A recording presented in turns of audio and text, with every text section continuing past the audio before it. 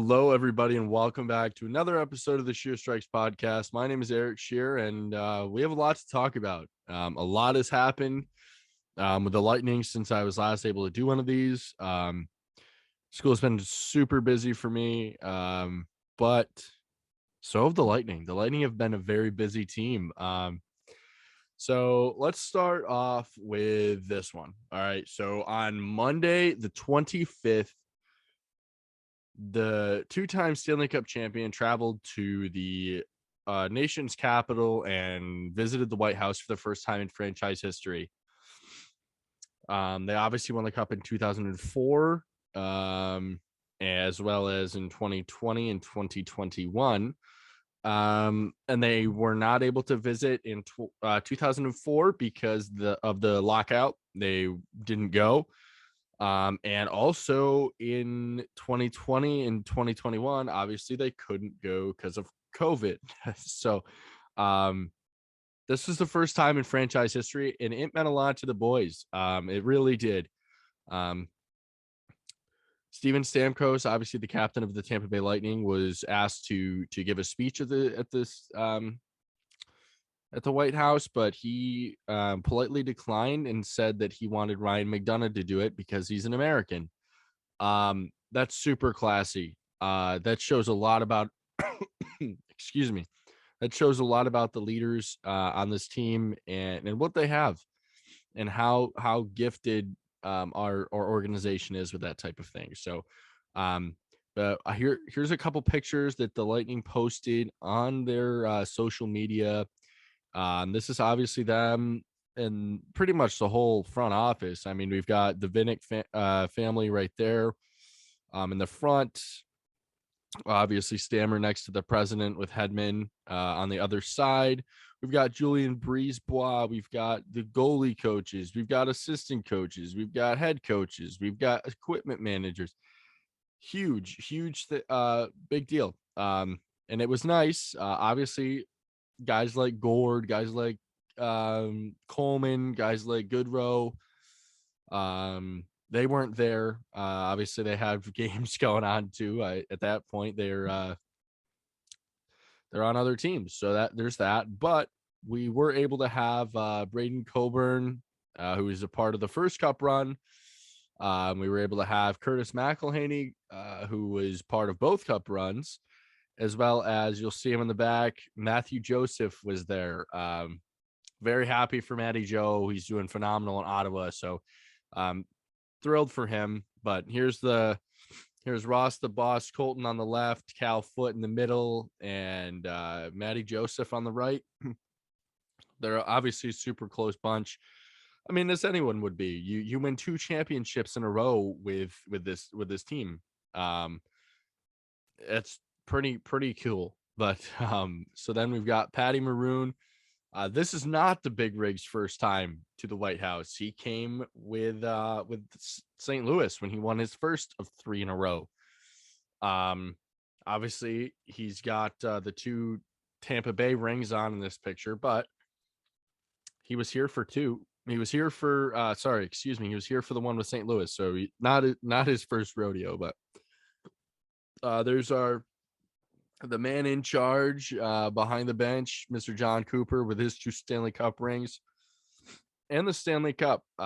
Coop has done wonderful for this team, for the franchise. Actually, I mean, he obviously was coaching for the Crunch for a while before, but it's really neat to see him get rewarded like this. You can just see the joy on his face. Obviously, he's Canadian, so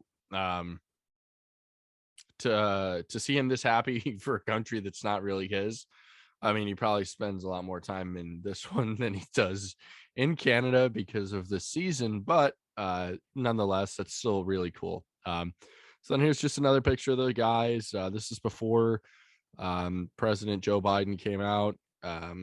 Obviously, I don't want to bring any politics into this, but it's still nonetheless really cool that the boys were able to go. So, and here's the leadership group of this team. We've got Ryan McDonagh on the left, Alex Killorn on the right, right next to McDonagh. Sorry. Then we have Steven Stamkos in the shades looking like a boss. And then we've got Victor Hedman on the right side of the Stanley Cup. So that's really cool. And then we've got the Russian trio. Um, before this, Sergachev got in a fight, literally the day before, got in a horrible fight with Sam Bennett. And I thought he broke his nose, but it doesn't look like it. I mean, he's not playing right now with a visor or with a cage or anything. So thank God he didn't. But we've got Sergey on the left, Cooch in the middle, and Vazzy on the right. So definitely really good. And then here's another picture of them. Sorry, this quality is worse than I thought it was. But another picture of them outside the White House. And there's Chernak with, I believe that's Ruda in the blue suit, and Pally doing something in his suit down below Cherney. So, and then obviously, like I said, Mac gave the speech, and you could just see it on this picture. Like, look at how much that means to him. Obviously, as an American, that's huge. He means a lot to him to be able to do that, and I'm sure not many people think growing up that they're going to be able to have a chance to speak at the White House ever. So for him to be able to do that, that's super cool. But, and I think it gives them a little bit more motivation. Going into the playoffs, they realize what they have and what they need, what they want to achieve again. Obviously, they know what it feels like to win a Stanley Cup, but now they know what it feels like to go to the White House and get recognition at a level of that caliber. So with that being said, the following day, which is Tuesday, the 26th, they faced off against the Columbus Blue Jackets in their first of two in a row against the Blue Jackets. This one was in Amalie Arena. And Nikita Kucherov starts the scoring a minute and 37 seconds into the game. Unbelievable. That guy's been on a tear. Kuch has been just unbelievable this whole season. So there's that. But then we got Oliver Bjorkstrand ties it up at 2:59 of the first period on the power play. Our penalty kill hasn't been great as of late. It's been okay. But going into the playoffs, it needs to be a lot better. The special teams are huge in the playoffs. Especially against the opponent we're going to play, which I'll get to here in a couple minutes. But yeah, it needs to get better. Our power plays looked great, but our penalty kill needs to get a little bit better. They say that if you add the percentage of your penalty kill with your power play and they equivalent to over 100%, you're going to be that's good. That's what you want. So I think the Lightning ended the season or are at 104 maybe percent, 104 point something.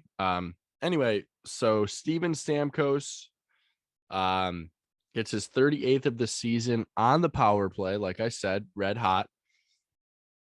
And that is Stammer's 100th point, I believe.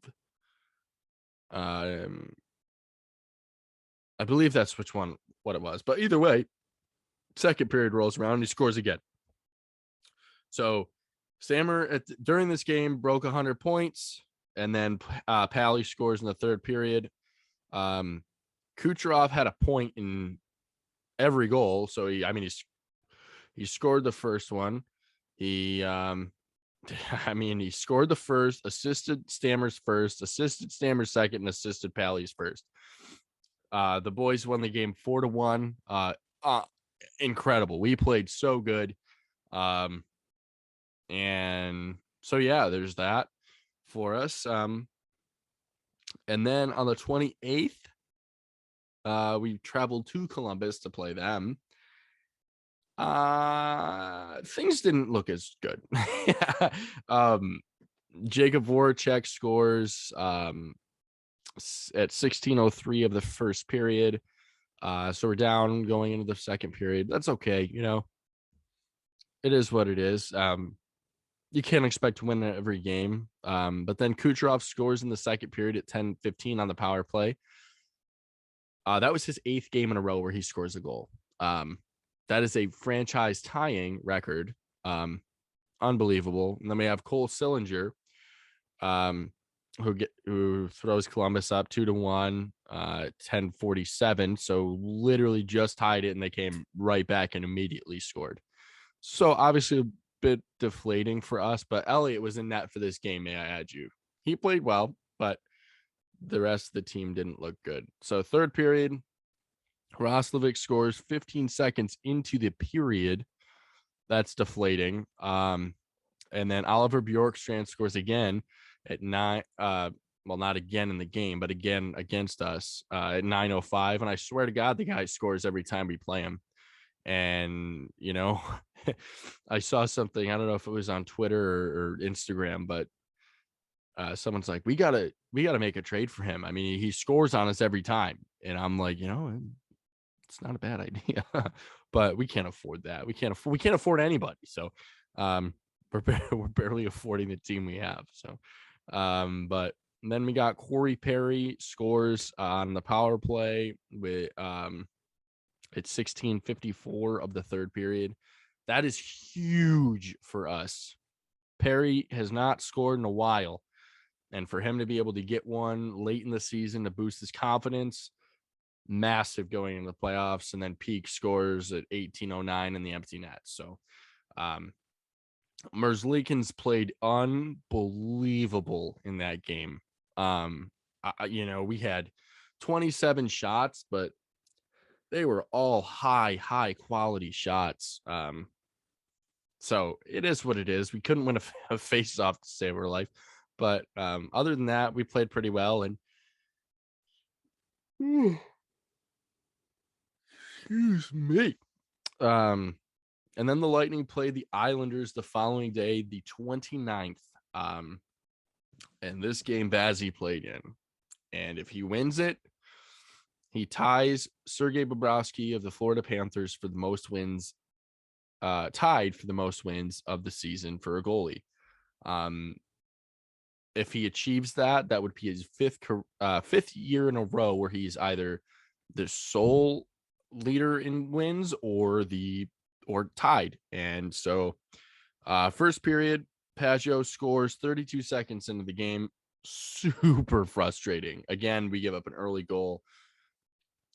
It is what it is. The goal was weird. It was tipped in right in front off of his foot. It was strange. But anyway, Steven Stamkos scores his 40th goal of the season on this one. Assists come from Chernak and Palat. Beautiful shot from Chernak for Stammer to redirect. And yeah, so that's his 40th of the season. So second period rolls around. Kiefer Bellows scores his 6th of the year at 9:35 of the second period.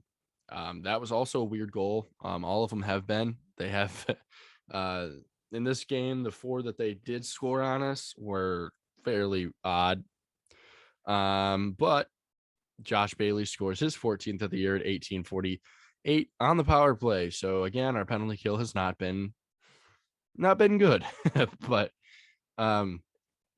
so we're going into the third period down 2, and I'm like, at this point, I'm like, I believe last year and the year before when we won the cup, we lost the last couple games of the season and just didn't look great.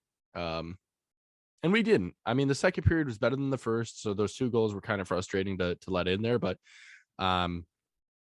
yeah, I was like, if history repeats itself, like I'm liking what we're doing. But the boys didn't. The boys didn't like that. The Islanders took a penalty late in the first or in the second period, and Corey Perry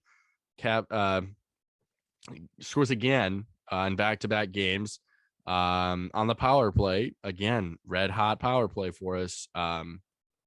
Assists come from Kucherov and Hedman. So again, Kucherov is just racking up points right now. McDonough scores at 10:10 of the third period, ties the game. That's his 4th of the season. Let's just come from Maroon and Belmar. That was a fluky goal. That was really odd. It didn't look like Sorokin could find it, who, mind you, has had a phenomenal year for the Islanders, who have been pretty lackluster and very disappointing, in my opinion. Steven Stamkos scores at 11:13 of the third period. We go up 4-3, assisted by Andre Palat, who's I'm thrilled is getting back on the score sheet.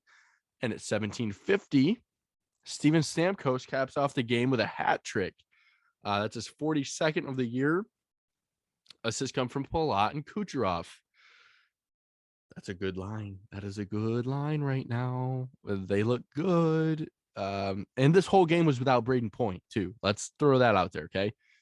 And Zdeno Chara scores at 19:16 of the third period in what a lot of people are believing to be his last ever NHL game, which, it's sad. Big Z has been a huge part of the NHL, literally. The guy's like 6'9", but just been a big piece of the NHL. Obviously, he started his career out in Long Island, and he's going to wrap it up there after having, I played in Ottawa, I believe, and he played in, Jesus, he was the captain of the Bruins forever. So just hearing the crowd chant Big Z or Z or whatever they were saying, I don't even know what it was, but it was nice to hear. He was the first star of the game, and obviously Stammer had a hat trick, so it just shows how much that means to a guy like that. And he hasn't officially said he was retiring, but he's what, 45, 40 something years old, played 20 some odd seasons in the NHL. He'll be a Hall of Famer without a doubt. Obviously he won the cup with the Bruins. He'll be in for sure. But so if that is it, if somehow Zdeno Chara is listening to this podcast, hello first, and secondly, congratulations on a phenomenal and long career. It was a pleasure being able to watch a lot of the battles that you had with the Lightning, regardless of what team you were on. So, but with that being said, Brandon Hagel scores an empty net goal at 19:35. He's another guy I needed to score. He has not performed well for the Lightning, to the standard that I would have hoped that he would have. But so yeah, I'm thrilled with how the team performed. That was a series sweep against the Islanders. So, or a season sweep. I'm sorry if I said series, just like, I don't know what I said, but you get the gist. We won the 3 games we played against them. We won all 3. So, with that being said, we do now have a playoff matchup confirmed. The 2-time Stanley Cup champion Tampa Bay Lightning are going to face off against the Toronto Maple Leafs in the first round of the Stanley Cup Finals. Toronto has home ice advantage. Doesn't really mean much to me, to be honest with you, until it gets later on in the rounds. So like conference final, Stanley Cup final, then it's going to mean a little bit. Matthews, this is just going to be a confusing series for me because like we've got all the talent in the world, but so do they. And they've been booted out of the playoffs. So in the first round for however many years, 20 some odd years, like I wanted to play Carolina solely because I don't want to be the team that can somehow give them their first series win in however long. We're the back-to-back Stanley Cup champions, and if we are the team that blows that, I think every team in the NHL's feel like that. It's like, I don't want to play Toronto. I don't want to play Toronto. Well, why don't you want to play Toronto? Because I don't want to be the team that allows them to win a playoff series. Like nobody wants that. Nobody wants that title to stick with them, and the Lightning are no different. I don't want that. I don't think we will, but it's hard to tell. I mean, I thought last year they were playing Montreal in the first round. They were up 3-1. The Canadians came back and won 4-3. I was like, oh, they'll be the team to break that streak. And Carey Price stood on his head and was like, no, it's a good joke, guys. It's a good one. But obviously, the Lightning buckle down when it comes to the playoffs, and I'm hoping that that's the case. There's a lot of questions with the Maple Leafs, and their fans need answers, and hopefully they get them, but not against us. I hope that Matthews has the same Matthews, Marner, and Nylander for that matter. I hope all of them have the same type of playoffs as they did last year, where they could not score. That would be awesome. Matthews is 60 goals on the year, won the Maurice Rocket Richard for the most goals in the NHL. I don't want that same player to play us. I don't at all. I'm scared of it. To be quite frank with you, I don't want to lose to him. But I hope that we don't, obviously. But if we do, we won 2 Stanley Cups in a row. So obviously we're still going for 3. That'd be historic, but do I expect it? No. Would it be nice? Yeah, it sure would be. But I'm not expecting anything. I'm not going to get my hopes up, because the one year I did, we got swept. So not getting my hopes up at all. The first year when we won it, of the back-to-back, we played Columbus in the first round. I was like, oh, here we go again. Woohoo. Well, hopefully we win a game this time, like it's just so frustrating. And obviously history has shown we did not do that again. So I don't want to get my hopes up. I mean, I'm content with how the past couple years have gone for the Lightning. So obviously I want to win, but if we don't, we don't. As long as we make it out of the first round and we don't let the Maple Leafs, I'm good. Totally fine with it. So but the Rangers are going to play the Penguins. The Bruins play the Hurricanes. That'll be a very good series to watch. So the Penguins and Rangers. And then the Panthers play the Capitals. That'll be a very physical series. And for the first time ever in NHL history, an entire conference in the playoffs has over 100 points. So even the Capitals, who are in the second wildcard spot, playing the President's Trophy winning Florida Panthers, have 100 points. That's absurd.